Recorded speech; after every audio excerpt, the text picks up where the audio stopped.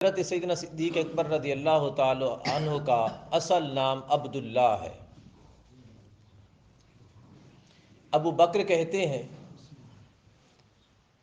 تمام خصلتوں میں کامل ترین شخصیت والا، کیونکہ سیدنا صدیق اکبر رضی اللہ تعالی عنہ کو رب تعالی نے حسن اخلاق میں اور حسن معاشرت میں تمام خصلتوں میں کامل ترین درجے پر رکھا تھا، اس لیے آپ کو ابو بکر کہا جاتا تھا، یعنی ہر خصلت میں کامل ترین درجے والا۔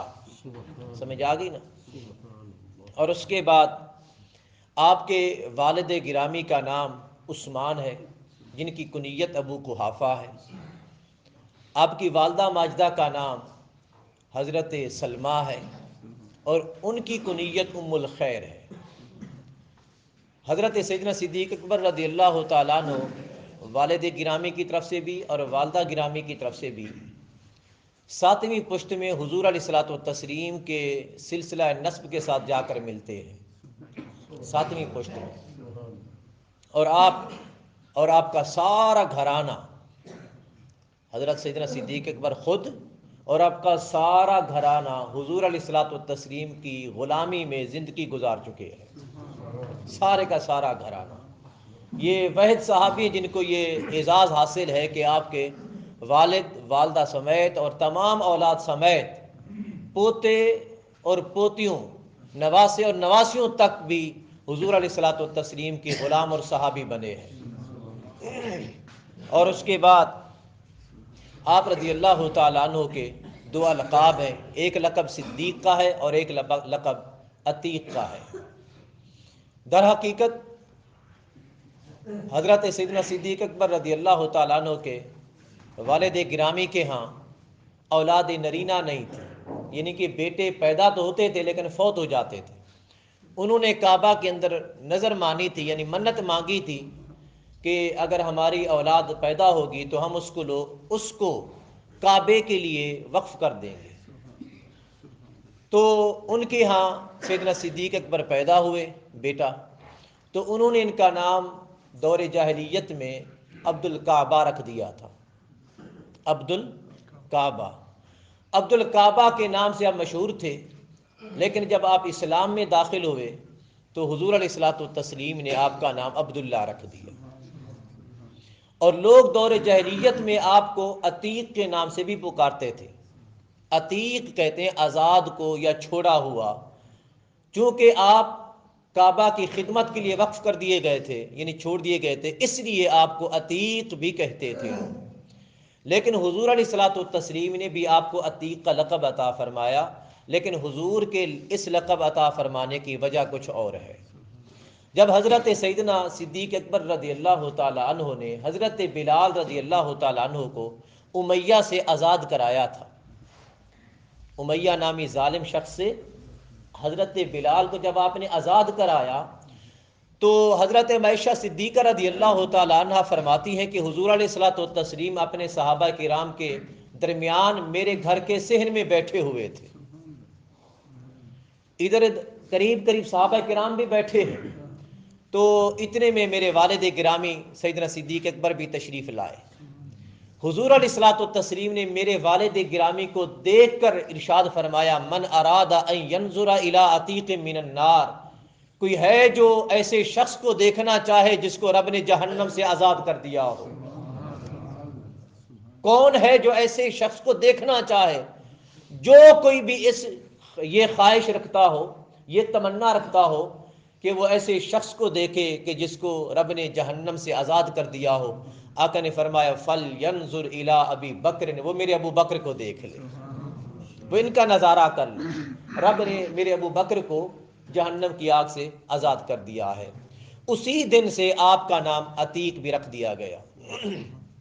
آقا علیہ الصلوۃ والتسلیم سے بھی یہ لقب مل گیا آپ کو، اور آقا علیہ الصلوۃ والتسلیم نے یہ لقب عطا فرمایا۔ دوسرا لقب ہے صدیق کا، صدیق کا لقب رب تعالیٰ نے عطا فرمایا۔ حضور علیہ الصلوۃ والتسلیم نے خود ارشاد فرمایا، یا ابا بکر ان اللہ قد سماک الصدیق، اے ابو بکر آپ کے رب نے آپ کا نام صدیق رکھ دیا ہے۔ اور صدیق رکھنے کا بھی ایک وجہ ہے رب تعالیٰ نے یہ جو لقب عطا فرمایا اپنے حبیب کی غلام کو، اس کی بھی ایک وجہ ہے۔ آقا علیہ الصلوۃ والتسلیم نے ایک خط بھیجا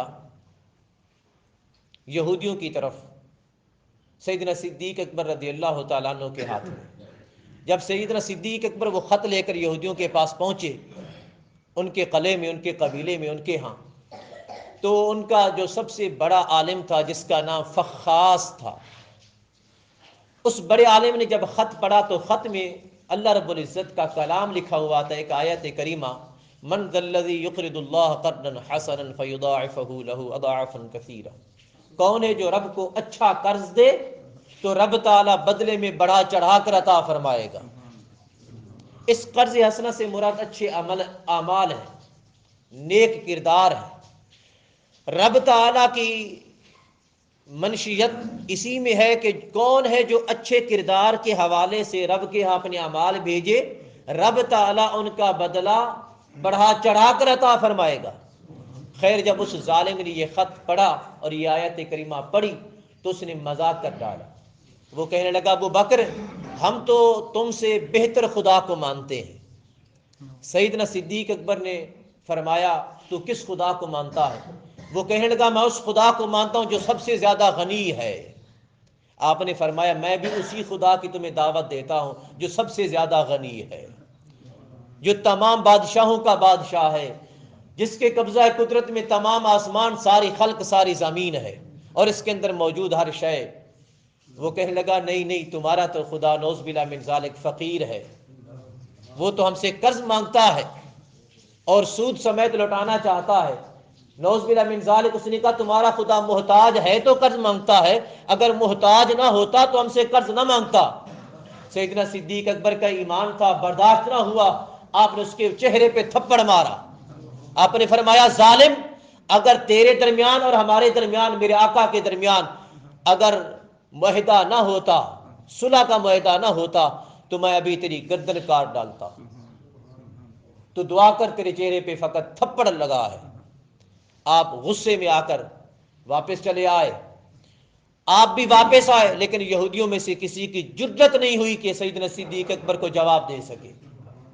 یہ غیرت ایمانی ہے نا، وہ جانتے تھے سیدنا صدیق اکبر کے ایمان کی غیرت کو، کسی کو جرت نہ ہوئی کہ جواب دے سکے۔ سیدنا صدیق اکبر بھی واپس آ گئے۔ وہ فخاس نامی شخص ظالم بدبخت اپنی یہودیوں کو لے کر حضور کی بارگاہ میں حاضر ہو گیا، آ کے عرض کرتا ہے کہ اے اللہ کے رسول، آپ اللہ کے رسول خود کو کہتے ہیں اور انصاف پسند کہتے ہیں، آپ کے غلام ابو بکر نے مجھے تھپڑ مارا ہے بھری محفل میں، چونکہ میں ان کا اپنے یہود کا بڑا معتبر عالم ہوں، اس نے میری گستاخی کی ہے، فلہذا میں انصاف چاہتا ہوں، مجھے انصاف درکار ہے۔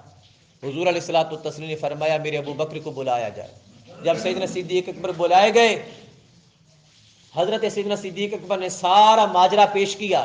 حضور علیہ الصلوۃ والتسلیم نے فرمایا میرا صدیق درست کہتا ہے۔ وہ فخاس کہنے لگا کہ آپ کی شریعت میں گواہوں کی ضرورت ہوتی ہے، کوئی گواہ لائے، چونکہ دو گواہ موجود نہیں ہیں فلہذا آپ کے معاملے کو نہیں مانا جائے گا، آپ کے ثبوت کو نہیں مانا جائے گا۔ تو اتنے میں رب تعالیٰ نے جبریل امین کو بھیج دیا۔ جبریل امین تشریف لائے اور اللہ کا کلام لے کر آئے۔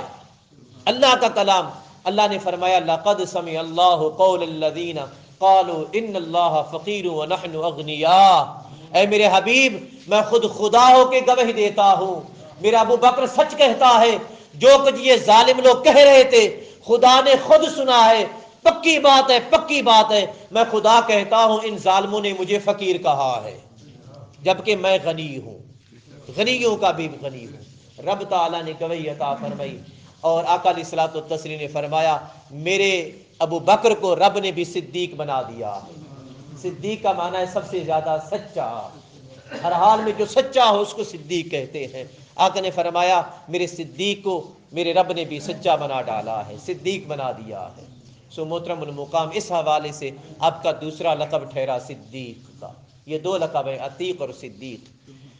آپ علیہ الصلوۃ والتسلیم، آپ رضی اللہ تعالی عنہ 63 سال کی عمر پا کر 13 ہجری میں مدینہ منورہ میں وصال پاتے ہیں اور 22 جمادی الثانی کی تاریخ تھی۔